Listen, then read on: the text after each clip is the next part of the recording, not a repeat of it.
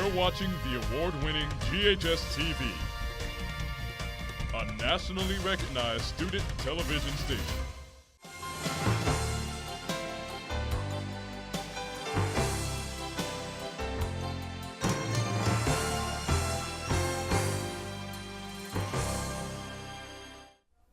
Welcome to Let's Talk Business. My name is Kelly Bolton. I'm thrilled that you could tune in today as we have the honor of talking to a Germantown gem. Not only is she a successful realtor in the community, but she is a dedicated Germantown civil servant. Please join me as we welcome Mary Anne Gibson to our program. So good to see you. Oh, thank you for coming. Tell us a little bit, we're talking about business on this show. Tell us a little bit about your involvement in the business community. So I am an affiliate broker with our family business. We own Gunnell Roberts Realtors here in Germantown and have served this community for about the last 30 years or so. That's wonderful. Yep. And then you also served as an alderman. Absolutely, and that's a completely different role. It is what you would call a job of the heart, passionate about working in the community that I grew up in as far as helping my neighbors get the resources that they need and allow us to have wonderful schools and wonderful quality of life amenities. That's great. And then I know that you did spend some time at FedEx here in Memphis. Is that correct? I did. As a sophomore in college, I actually started there. I worked in the hub like many folks here in the area, and shortly went on to the customer service role, customer relations. And I really think that that prepared me for those next steps in my life, where I was fortunate. Both of my parents were in sales. I would consider them very at the top of their field there. My father was a State Farm agent owner, and certainly my mother was at the highest level in real estate here in Germantown in the greater Memphis area. And for years, as a young adult, they had said, you know, gosh, Mary Anne, you would be so great at this. And I remember thinking at the time that was not, you know, as a young mom, not really something I had considered. But at the end of the day, what I learned was that sales is really nothing more than excellent customer service. And so being able to provide what I think is the most important investment that we have, it may not be everyone's biggest investment, their home, but where you lay your head, where you raise your family. Certainly an honor to work with those customers and clients. Yes, and being in the investment business myself, I would say for most people, it is their largest investment. Yes. Now, a lot of times people don't look at it that way, yes, but it is. And, you know, I think it's really interesting what you said about sales is really customer service, because it seems to me that people that are trying to sell you something, you don't want to buy. You don't want to buy because somebody's trying to sell. Because it's not about the sale, it's about the experience. It's about making a choice of a home to live in, or a dress to buy, or a car to buy, and what's the right one for you, not about somebody trying to make a sales quota or something like that. And I find personally as a consumer, I'm drawn to those people that I don't feel like they're trying to sell me anything.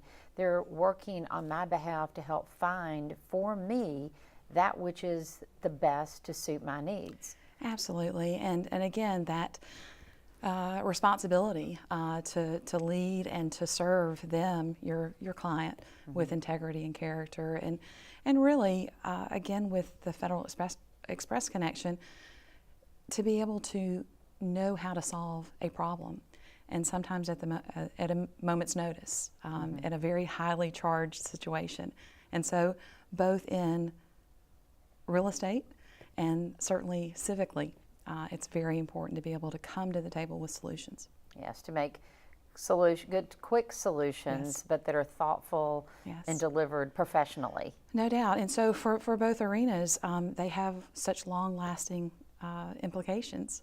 And so I take that to I take that to heart. Yes, I can see that. You can tell.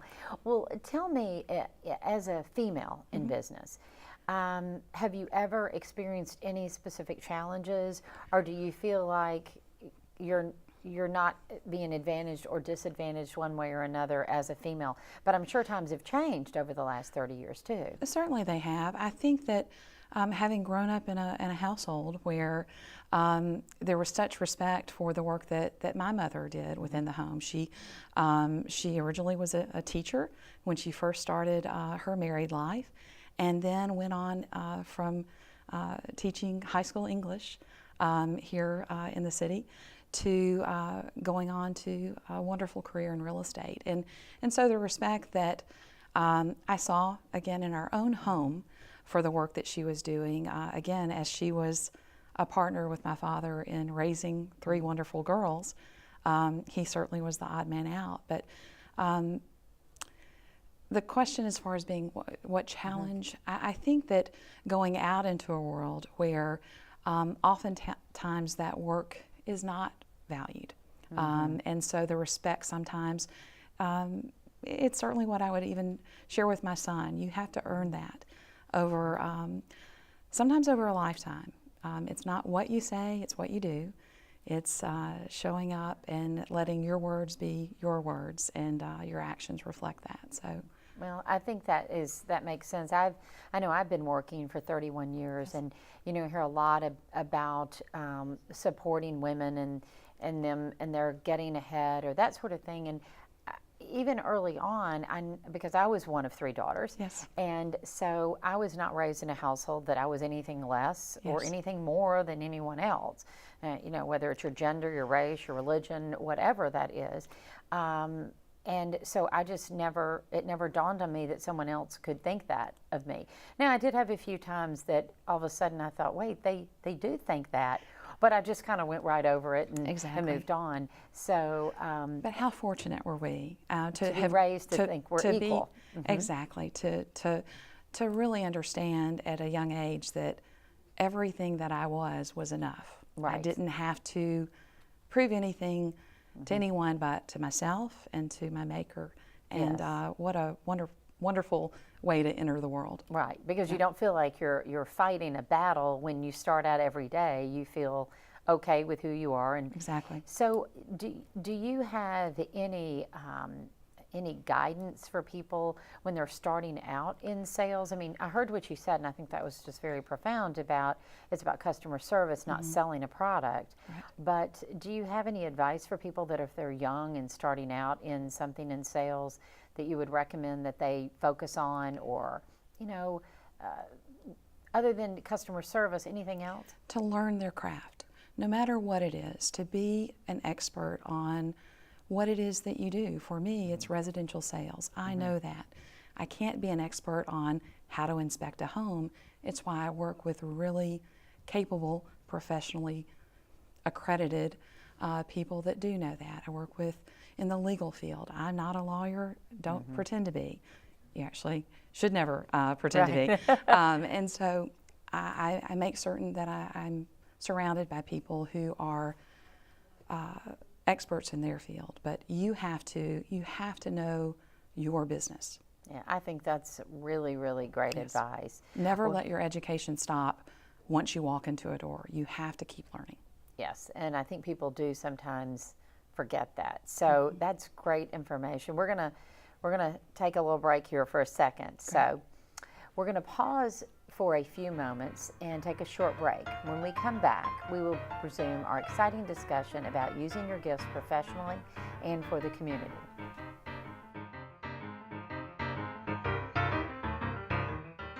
We're running a 24-hour broadcast television station like no other school has done. It is student run, it's student produced, it is student written, and it's student directed. Here's to another 35 more years. Students here get immersed in lots of different types of shows so that when they go out into the real world or to college, if this is what they want to pursue, they are so prepared. Those lessons have also affected me in the ways that I would never even imagine. It has shown me to be different and to, not settle for mediocrity. When you're producing a show, you want your show to be the best one it can be. You want it to be, a show to remember, a show that you want to look back on and say, I did that. Yes, I did do this. Did I believe that I could do this? No, but because of all the support that I gained, I know that I can actually get this done. I know that the skills I've learned here is something I'm never going to forget, and same with the experiences here. From all of us here at GHS-TV, have a great day. For more information about the Kappa program, visit ghskappa.com or call 755-7775. You're watching the award-winning GHS-TV, a nationally recognized student television station. Welcome back to Let's Talk Business. If you're just tuning in, I'm Kelly Bolton, and today we have Mary Anne Gibson as our guest. In addition to being an affiliate broker with Gannell Roberts Realty, she faithfully serves as City of Germantown Alderman. So, thank you for staying with us. Happy to be here. You're inspiring. Maybe you should write a book. So, obviously you love your job. So, what is the thing you love the most about your job? So what I love most about helping folks find their home are those new couples, new folks that are just starting out in the world. Those are probably my favorites. When they have a new child and they're buying the home for their child, yeah. It's just new and exciting, and that kind of is a whole different world. Yeah. But those first-time home buyers are probably my favorite. Just because to be able to not only see the excitement that they're getting to experience, but also to educate them on the process of what it really means to be a homeowner, what that quality of life experience can be, and pride of ownership. And so that's certainly my favorite role as a realtor. But as far as my role as an alderman here in Germantown, I grew up here, have lived here for, 40 years or so, and to be able to be effective as a leader, to be able to address issues that come before me, not from strangers, but from my neighbors and people. Maybe I've just gotten to know them, but we are a community of kindness. We embrace that. It's part of our Germantown Forward 30 visioneering process, is to really celebrate the fact that we are a city of neighborhoods.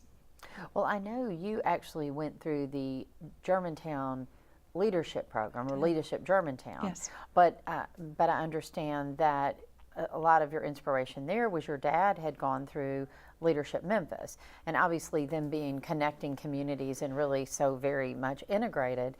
Tell me about your experience with, Leadership Germantown, and maybe your dad's with Leadership Memphis. Exactly. And how it's beneficial.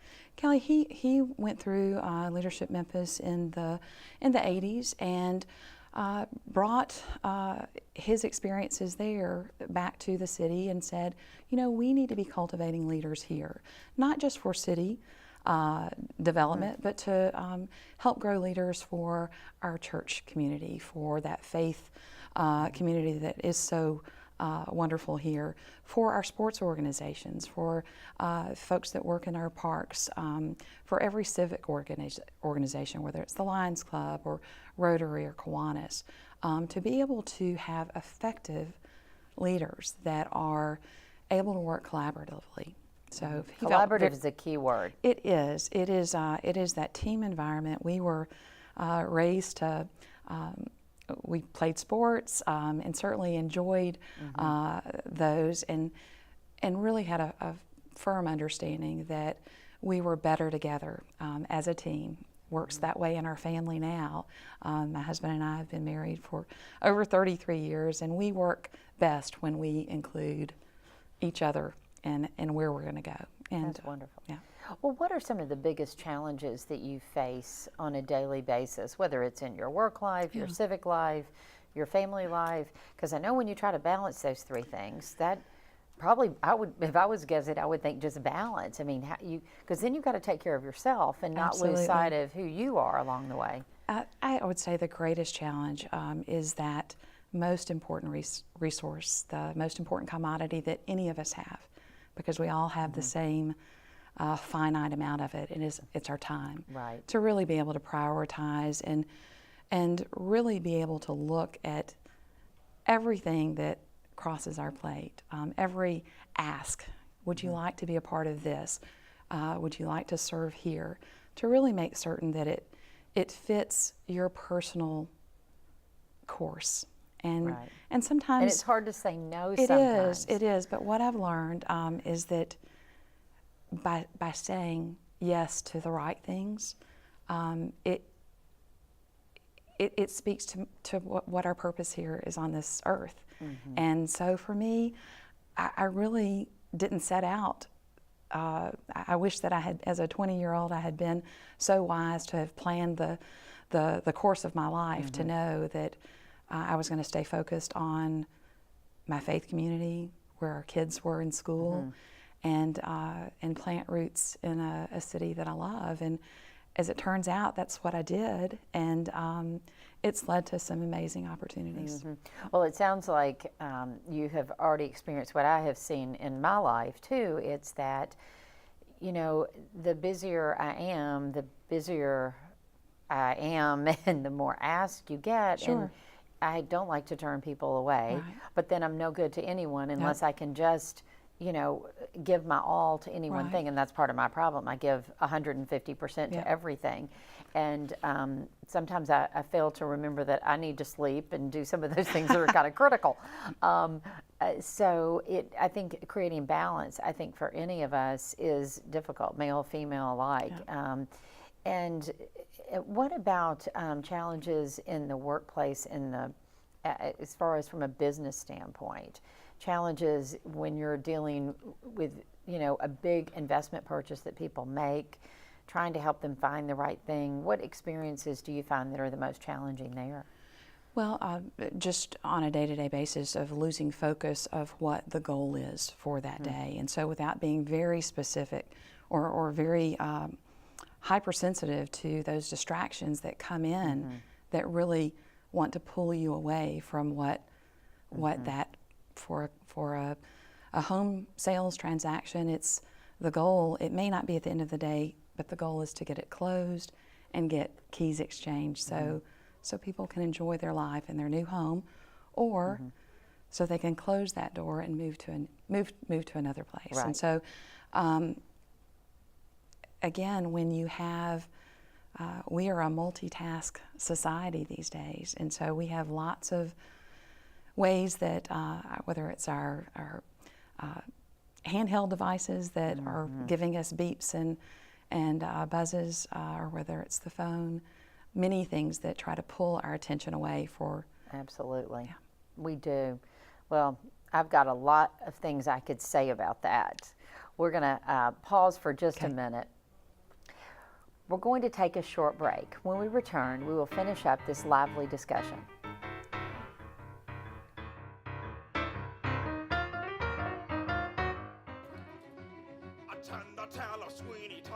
This place, it's extremely unique. You are pushed to do things that you didn't know you could do because someone else saw it in you. If you're with us for your whole 4 years here at GHS, you get a great foundation of amazing classes. Try the priest. The approach we take to whether it's the fall play or the spring musical is that the students are truly the ones that are making the magic happen. Tell all the people. You put the work in off and on stage. Not only are you on stage acting and playing a part, you're working, you're pricking your fingers, sewing the costumes, you're learning how to make exotic makeup designs, you're learning how to build the set that you're going to be planted on. And as you grow with us within the program, your skills continue to develop, and we build off your previous knowledge, and hopefully by the time you graduate, you're a well-rounded professional in a way, and you can move into any area that you'd like after high school and succeed. For more information about the Kappa program, visit GHSKappa.com or call 755-7775. You're watching the award-winning GHS-TV, a nationally recognized student television station. Thank you for joining us on Let's Talk Business. If you're just tuning in, I am Kelly Bolton. Today we've been discussing all the exciting things that are happening in the Germantown community, and this would not be possible without the hard work and dedication of our guest, Mary Anne Gibson, City of Germantown Alderman. So I know we were talking before we took a break about your role as an alderman and your role as a realtor here in Germantown, Yes. being raised here, and your dad being part of Leadership Memphis. So you've got a lot of aspects to your life, and we were talking during the break too about the so many ways you can be reached.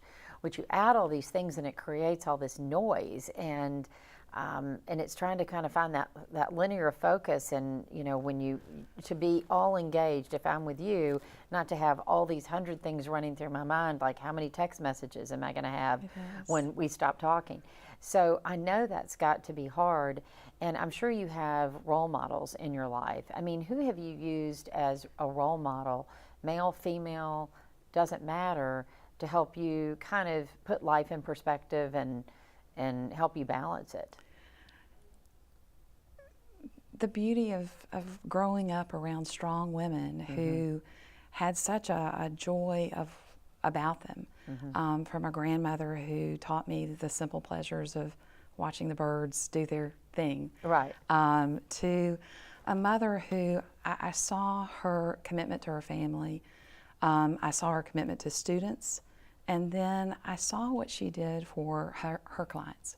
And it was life-changing for them. And I saw the great care that she did.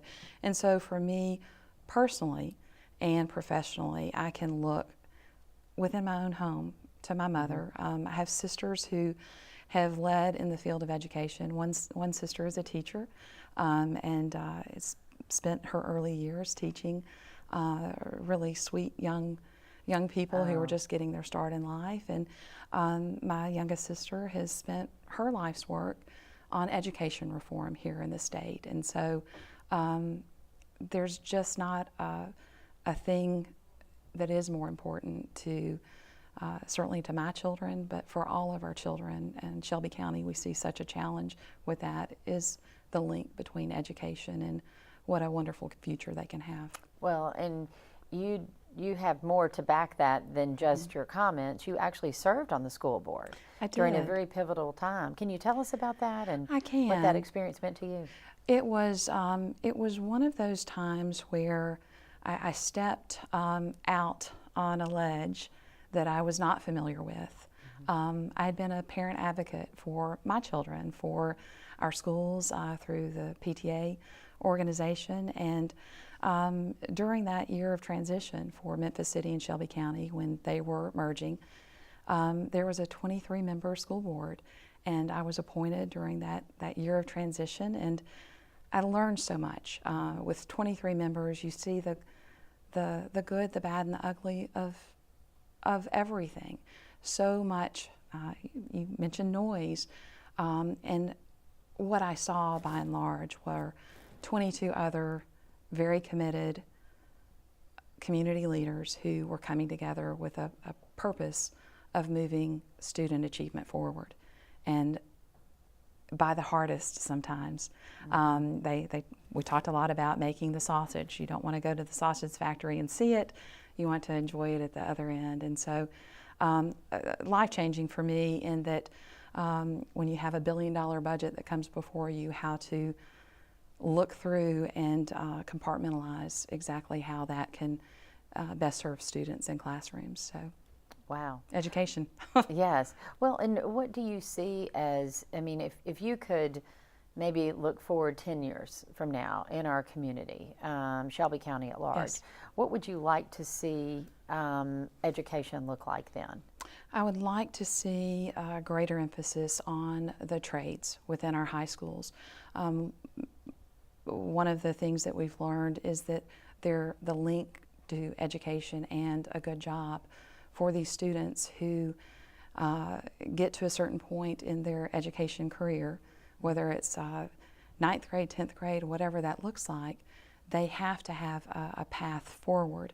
And so if they can see what a career might look like whether it's in the biotech field, whether it's making those medical devices. We've got, in 2018, the sky is the limit for what we can offer our children, but that component of transportation, making sure that kids can get to school and to learn that. They don't have to go to somewhere else.